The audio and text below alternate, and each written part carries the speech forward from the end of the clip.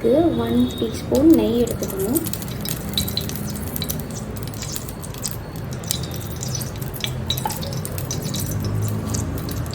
அப்புறம் ஒரு 2 table spoons of oil எடுத்துக்கணும்.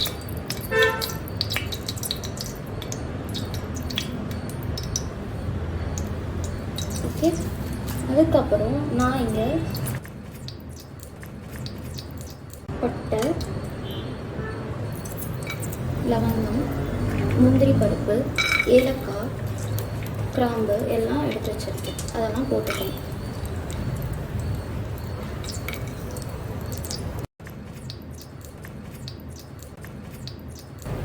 அப்புறம் நறுக்கி வச்ச வெங்காயத்தை போட்டுக்கலாம்.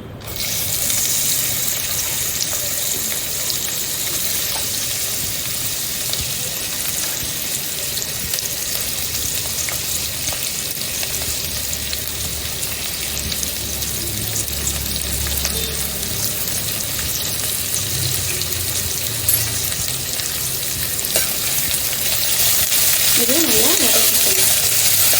ஒரு 10 நிமிஷம் லோ ஃப்ளேமில் வச்சு வதக்கணும். வெங்காயத்துக்கு நல்லா கோல்டன் ப்ரௌன் ஆகணும்.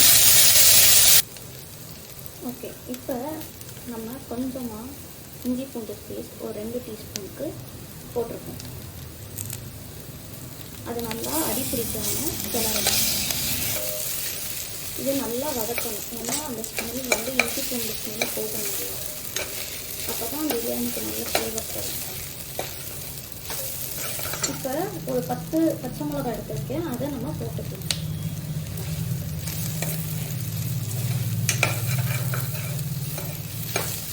அதுவும் சேர்ந்து நல்லா வதங்கணும். இப்போ தக்காளி ஒரு 2 குட்டி தக்காளி நறுக்கி வச்சுருக்கேன், அதையும் எடுத்து இதில் போட்டுக்கலாம். ஏன்னா ஆல்ரெடி நான் மட்டனில் தயிர் போட்டிருக்கேன். தயிர் போட்டு ஒரு 1 மணி நேரமாக ஊற வச்சுருக்கேன். ஸோ அதனால் தக்காளி கம்மியாக போட்டுருக்கேன். இந்த தக்காளி வதங்குறதுக்கு நம்ம ஒரு டீஸ்பூன் 1.5 டீஸ்பூன் கிட்ட போட்டுக்கலாம். அரிசிக்கும் சேர்த்து அளவு போட்டுக்கலாம். அப்புறமா லாஸ்ட்டில் குறைவாக இருந்தால் இன்னும் கொஞ்சம் போட்டுக்கலாம், ஒரு 1/2 ஸ்பூன். இப்போ இந்த தக்காளி நல்லா வதங்கணும்.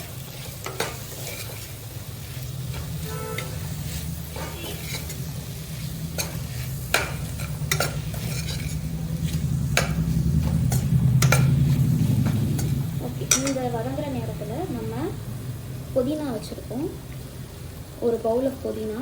அதை வந்து நம்ம மிக்சியில் கிரைண்ட் பண்ண போகிறோம். அதுவும் சின்ன வெங்காயத்தையும் சேர்த்து கிரைண்ட் பண்ண போகிறோம். அப்புறம் ஒரு பவுல் ஆஃப் வெங்காயம், சின்ன வெங்காயம் உரிச்சு வச்சுருக்கேன், அதையும் சேர்த்து இந்த புதினாவோட அரைச்சிக்கலாம். ஓகே, நம்ம அரைச்சி வச்ச புதினாவும் சின்ன வெங்காயத்தையும் அரைச்ச கலவையை நம்ம இதில் போட்டுருவோம்.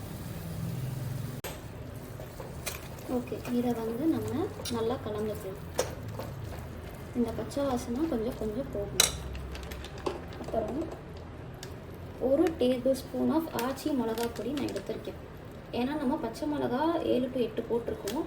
ஸோ பார்த்து ஒரு 1/2 டீஸ்பூன் போட்டுக்கலாம். இப்போ நான் சொல்கிற அளவு வந்து 1.25 உலக்கு அரிசி.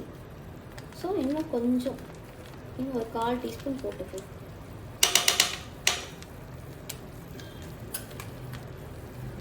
இது நல்லா வதங்கி வரட்டும் மசாலையோட. இப்போது நான் மட்டனை தயிரில் ஊற வச்சுருக்கேன், 300 கிராம் ஆஃப் மட்டன். அதுக்கு நம்ம 2 டம்ளர் அரிசி நான் எடுத்துக்கிறேன். 1.25 to 2 டம்ளர். ஸோ நான் மட்டனை 1 மணி நேரம் தயிரில் ஊற வச்சுருக்கேன். ஸோ நம்ம தயிர் ஆட் பண்ண தேவையில்லை, நல்லா மட்டன் ஊறி இருக்கும்.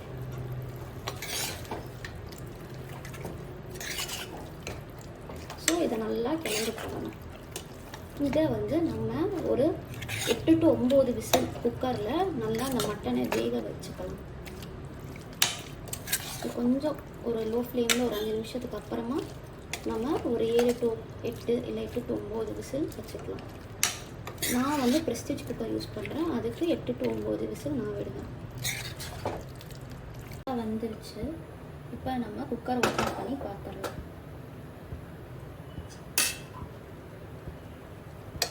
இப்போது நம்ம 1 டம்ளர் தண்ணி, மட்டன் வேக வைக்கிறதுக்கு 1/2 டம்ளர் தண்ணி ஊற்றினேன். அப்புறம் மட்டன்லேருந்து வந்த தண்ணி 1/2 டம்ளர். ஸோ இப்போ நம்மக்கிட்ட 1 டம்ளர் தண்ணி இருக்குது. ஸோ இப்போ நான் வந்து 1.25 அரிசி எடுத்திருக்கேன். ஸோ அதுக்கு 1.5 டம்ளர் தண்ணி இதில் இந்த கப்பில் வச்சுருக்கேன். ஸோ அதை இங்கே ஊற்றிடலாம். அப்புறம் அரிசி வச்சுருக்கேன், களைஞ்ச அரிசி. இதை நம்ம போட்டுக்கலாம். இந்தியா கேட் பாஸ்மதி ரைஸ், அது நம்ம இதில் போட்டுடலாம். ஒரு 1 டீஸ்பூன் ஆஃப் நெய் போட்டுக்கலாம். அப்புறம் ஒரு அரை லெமன் ஜூஸாக எடுத்து வச்சுருக்கேன், அதையும் சேர்த்து இதில் போட்டுட்டு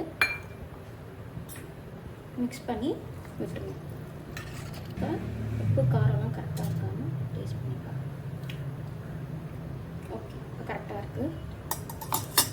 இப்போது நம்ம நறுக்கி வச்ச கொத்தமல்லியை தூவி விட்டுருவோம். இதை மூடி ஒரு 2 விசில் அரிசி வேகிறதுக்கு வைப்போம். ஓகே, இப்போ நம்ம பிரியாணி எவ்வளோ அடி பிடிக்காமல் எவ்வளோ நல்லா வந்திருக்குங்க.